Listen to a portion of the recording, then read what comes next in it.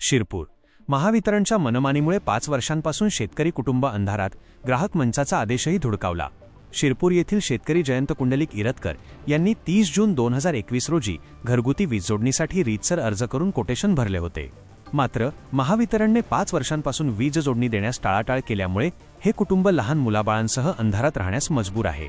या दिरंगाई विरोधात इरतकर यांनी जिल्हा ग्राहक तक्रार निवारण आयोग वाशिम येथे धाव घेतली।